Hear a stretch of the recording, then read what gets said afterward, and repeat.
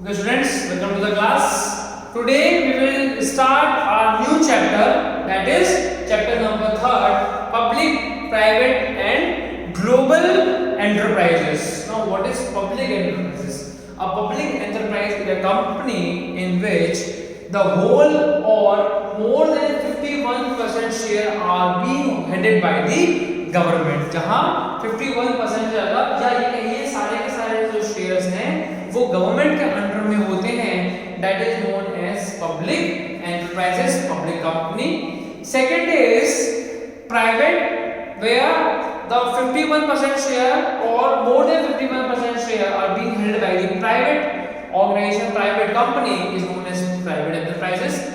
Global enterprises means the company which is having its operations beyond the geographical limits of its parent country is known as global enterprises. वो company जो ना कि सिर्फ अपनी parent country में बल्कि अपनी कंट्री के बाहर भी बहुत सारी कंट्रीज में अपनी कंपनी के ऑपरेशंस को रन करती है, उसको हम क्या बोलते हैं? ग्लोबल एंटरप्राइजेस, या जो उसका नया नाम है आजकल MNC, मल्टीनेशनल कॉर्पोरेशन.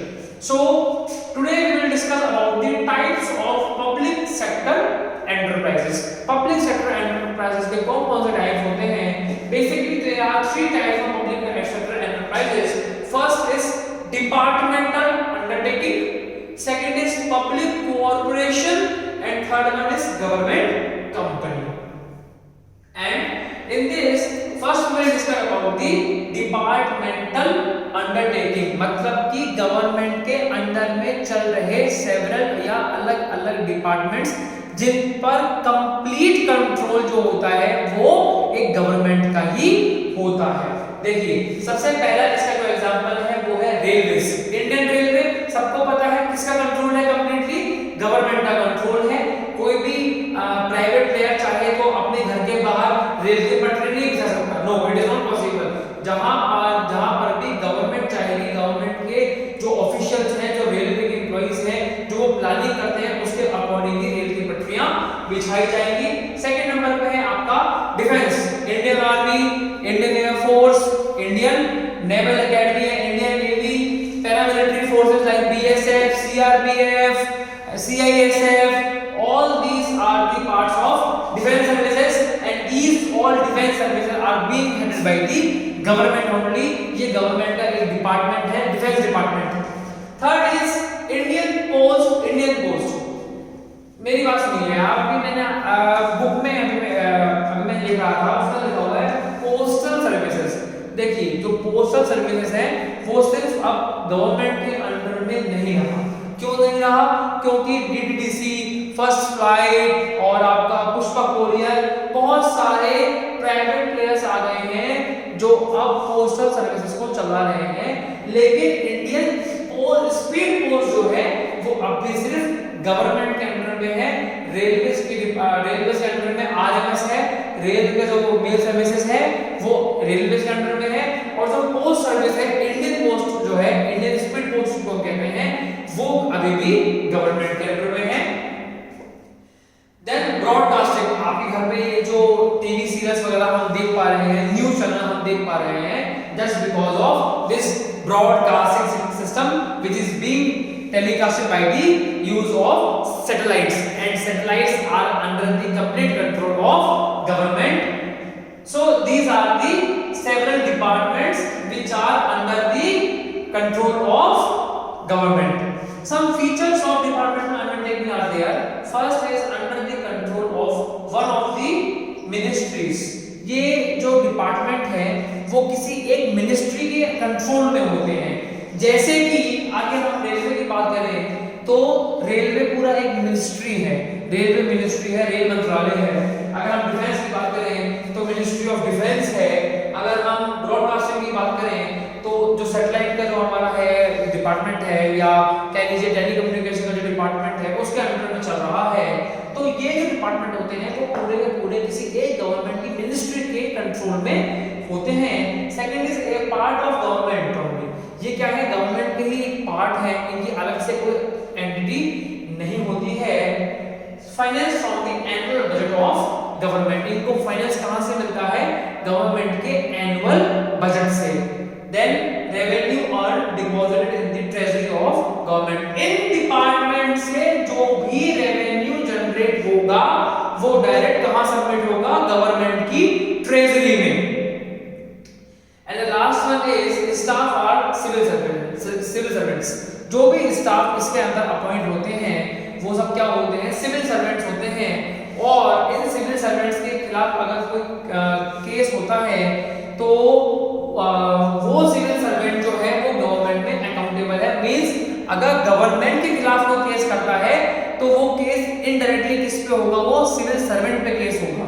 मतलब उसके लिए गवर्नमेंट खुद ही जाएगी, उसके लिए उस पर्टिकुलर डिपार्टमेंट का जो उन्होंने हेड या ये कह लीजिए जो उसका ऑफिसर बनाया हुआ है उसके खिलाफ वो केस दर्ज होगा, उसको उसके लिए जाना होगा। उसकी कुछ मेरिट्स हैं। फर्स्ट देखिए इजी फॉर्मेशन। गवर्नमेंट जब चाहे किसी भी अपने डिपार्टमेंट को नया बना सकता है। जैसे कि अभी नया डिपार्टमेंट बनाया गवर्नमेंट ने आयुष मंत्रालय, जो हमारी safety, body safety, health safety को देखता है। Second is effective control. Government officers के अंडर में होता है पूरा काम, तो क्या होता है? कंट्रोल पूरा गवर्नमेंट के अंडर में है और इसके अंदर मैनेजमेंट बहुत इफेक्टिव होता है।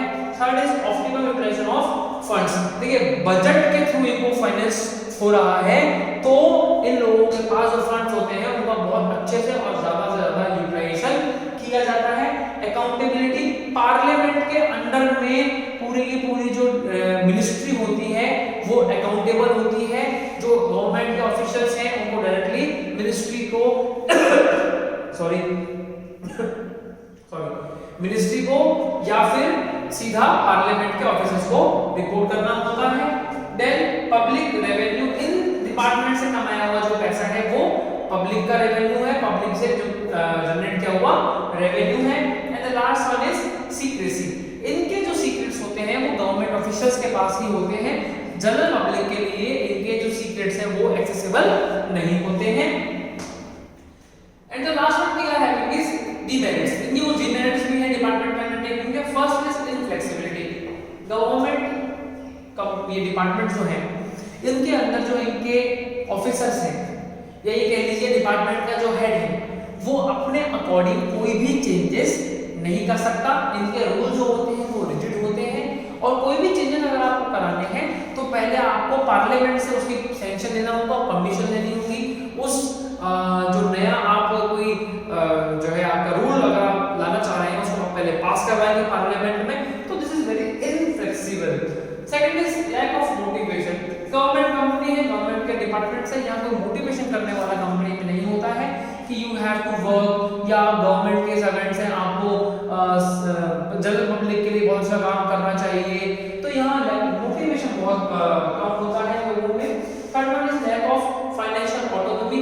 ये डिपार्टमेंट्स अपने थ्रू जनरेट किए हुए रेवेन्यू का कोई भी यूटिलाइजेशन नहीं कर सकते। तो ये कह लीजिए ये जो प्रोजेक्ट स्टार्ट करते हैं वो ज्यादा लंबे समय तक ये लोग नहीं चल सकते, क्योंकि ये जो पैसा है वो सीधा कहाँ जाता है? गवर्नमेंट में जाता है, ट्रेजरी में चला जाता है। तो ये लोग अपने पैसे को, जो पैसा इन लोगों ने जनरेट किया है उसका यूटिलाइजेशन सेल्फ नहीं कर सकते। Inefficient management. यहाँ मैनेजमेंट की बहुत कमी होती है क्योंकि यहाँ के जो लोग होते हैं वो गवर्नमेंट ऑफिसर्स हैं जिनके पास सिर्फ एक ही काम होता है अपने जो है पेपर वर्क कर रहे होते हैं। ये लोग, इन लोगों के पास मैनेजमेंट करने के लिए प्रॉपर एफिशिएंट और स्किल्ड पीपल्स नहीं होते हैं। And the last one is ratification and bureaucracy. देखिए यहाँ क्या होता है कि आपको कोई भी काम है तो उसका हमेशा जवाब देना होता है। मिनिस्टर्स का बहुत ज्यादा कंट्रोल होता है इसके अंदर।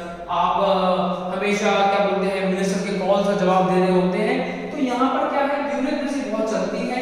मतलब कि आपका डिपार्टमेंट का हेड होने के बावजूद भी कोई खास गवर्नमेंट में कंट्रोल नहीं होता है, कह लीजिए होल्ड नहीं है आप खुद के डिपार्टमेंट पे, बिकॉज ऑफ ब्यूरोक्रेसी। मिनिस्टर का एकदम इन्वॉल्वमेंट रहता है इन सभी डिपार्टमेंटल अंडरटेकिंग में।